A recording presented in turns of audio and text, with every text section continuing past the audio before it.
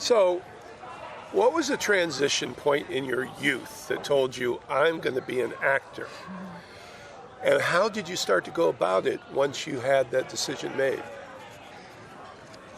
I was 8 years old, and a clowning teacher came to my elementary school and gave us impossibly precocious monologues.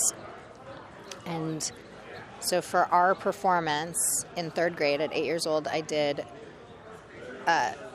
Saint Joan of Arc by George Bernard Shaw, the monologue where she tells the jury, I guess, of judges or her captors to light their fire, to burn her, because she'd rather be dead than live in prison. And then when I did that monologue, the clowning teacher, her name was Mimi the Clown, told my parents that I should pursue this, that like I had something. So then my parents, good on them, like got me into ACT, which had a young conservatory. And so then I just started training. Right. And then I was encouraged, You can thank a clown. I can thank Mimi the Clown. Yeah. You did some intense acting training in New York and London. When you got into the real world, what did you find yourself discarding from that training, and why? So I don't know that I've ever actively discarded any piece of training. Okay. But as I have advanced and like just sort of like strengthened my muscles, I guess you would say, or like strengthened my craft, broadened my craft, deepened my craft. Yeah. I think I've integrated some aspects of my training to the point where I sort of just do them automatically and Right. don't really like consciously like use them or employ them. And then other things I very much do take with me from my training. But I think the main thing is that like the older I get, the more interested I am in never, if I can somehow possibly avoid it, never rehearsing a performance under any circumstance, and only rehearsing spontaneity to the degree that that's possible. What fears did you have to overcome to begin the audition process? What survival psychology do you use to justify the rejection process in that realm? I get heartbroken all the time. Like deeply, like leveled with disappointment and heartbreak when I don't get things that I feel like I should get, or that I want, or that I love, or that I'm attached to. And I actually have to say, I think it gets worse with age. Like, I honestly, but then what I will also say is that were it not for the pain and the heartbreak, I never would have started writing or directing, ever. Like, it is because of like desperate heartbreak that I've found other ways of expressing myself, because I had to. Like, when I could not pick up another fucking piece of dialogue or monologue to learn, I had to turn to some other way of expressing myself, and that is 1,000% why I am an artist that's diversified. So your father was in show business, correct? Yeah, he managed bands. Yeah. What did you learn by observing him in the biz that helped you in your career? So I think, okay, so I do think that, so my dad's band, he had a klezmer band, and his band played Carnegie Hall. when I was probably 4. So my first time in New York was at 4 when we traveled with the Klezmorum to Carnegie Hall. And I was backstage at Carnegie Hall, and I remember this very vividly. And then I was also backstage at like lots of jazz festivals in Europe and like all of the things. I remember like horns and rehearsals, and I definitely remember like a real commitment to performance and to being entertaining and to like practicing enough to be able to play, which I've never said out loud until this moment. But I think I probably witnessing that and like my dad modeled that for me, probably. It's beautiful. Yeah. Really beautiful. So you've done stage work in your career and your training. What philosophy of soul comes into the process when you do live theater in your experience? What philosophy of the soul is different with a live audience? So it's the same whether you're working in front of a camera or whether you're working in a live audience. But with a live audience, there is more electricity, A, but B, even although that's arguable, the electricity part is arguable, but what's not arguable is that when you are working on a play, you have way fucking more rehearsal than you do when you're working in a movie or TV. And so the process of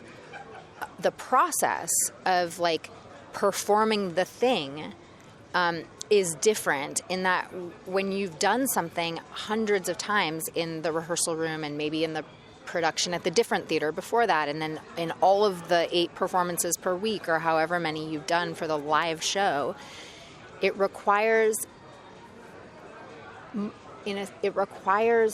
more commitment to feeling things and saying things as though you're saying them for the first time because you've actually said them that many more times. Right. Whereas when you're doing it for TV or film, maybe you've done a take 20 times. Maybe you had one rehearsal or whatever. Right.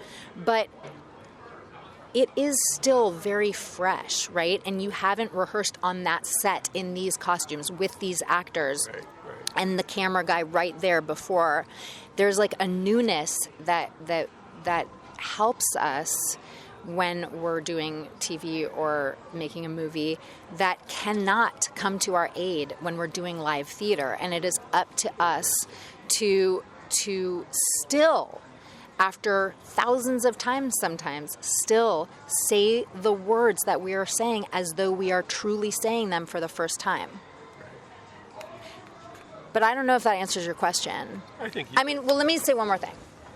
This is about acting in general. Yeah. So, the thing that I love about acting is that that the reason that I think actors have access a lot to, whether they fucking take it or not, to like a lot of to like expanded consciousness is because we must, to be good at our jobs, we must sit like in this paradox of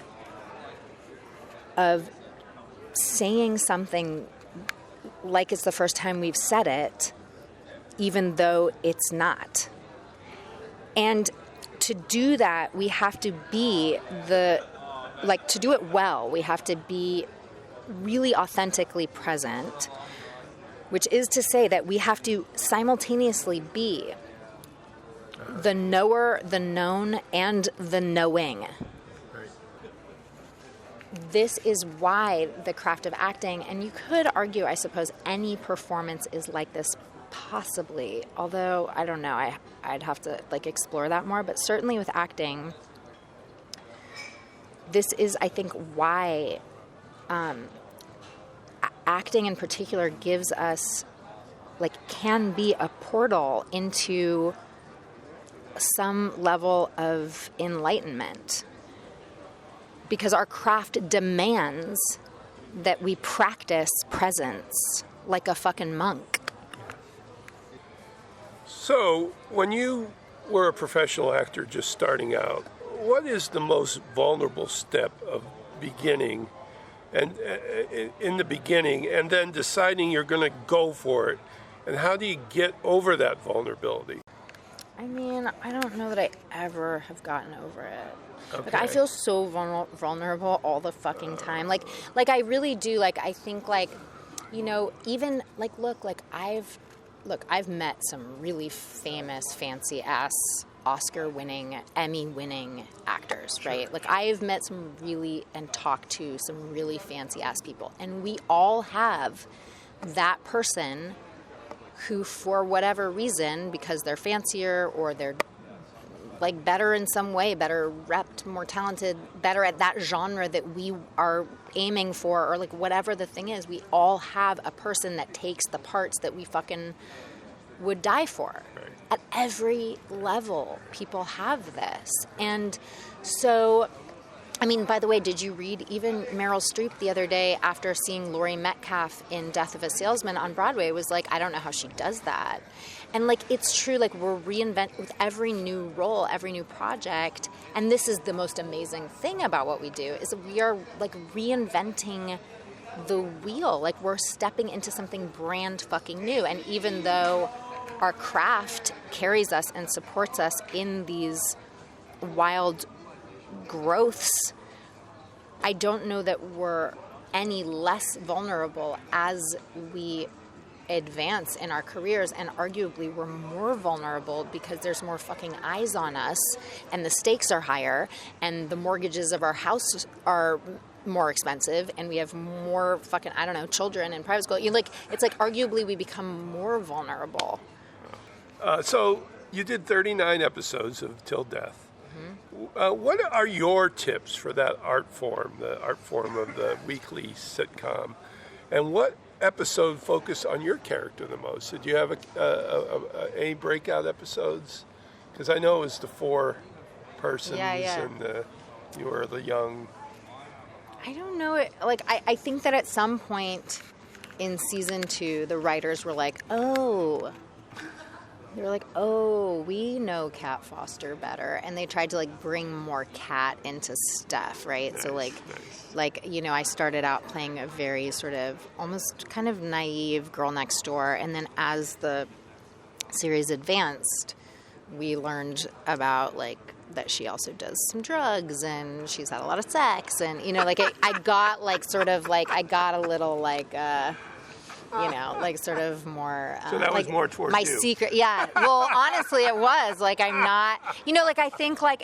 and I do think, like, earlier in my career, certainly, like, in the beginning of Till Death, but I think just in general, like, you know, I have, like, a little girl next door kind of vibe that is very easy, because I'm an optimist, right? And I'm, like, positive and friendly and connective and then... And, like, you know, I like... You know, I grew up young. Yeah. Okay. So, but what advice do you have for that art form as far as how to survive it and how to? I know it's so different now. Okay. Well, like, specifically multicam or just TV? Yeah. TV, right? Yeah, just the type of sitcom you were doing in 2010. Well, the type of so for sitcoms, I mean, look, sitcoms are amazing. Like, we're all so lucky to be on sitcoms. Okay. I think, like, I don't know that this advice is specific necessarily to sitcoms. I think it's just generally specific to, if I could, performance. To, like, acting on TV and film sets. Like, I think as a young actor, and I still fight with this, although a lot less, But, like, it's very easy to walk on... Look, we're empaths. I'm an empath. Yeah. So I walk onto a set. If someone's having a fight or an upset about something totally separate from me that has nothing to do with me, I will still assume that I've done something wrong. Not as much anymore because now I'm very old. But certainly, I would say I spent about a decade and a half, like, feeling like I had done something wrong, or that people were wanting people to like me, wanting people to think I was good. And I think this is, like, I wish that someone had said, listen, bitch, you're like a state, like, like, you're just here to act. You're here to act. You're here to do your job, focus only on your job, I worked with an actor, and I just remember, like, we were shooting this pilot, and he spent all of his time off camera looking at his fucking words, like, looking at his scenes, right? He wasn't talking to people. He wasn't, like, trying to be liked. He was working. He stayed in the work. Right. This is my advice to anyone, everyone, and myself. This is my advice to myself and everyone else, is stay in the work. Stay in the work. Nothing else matters. This is Patrick McDonald for HollywoodChicago.com. Copyright 2026.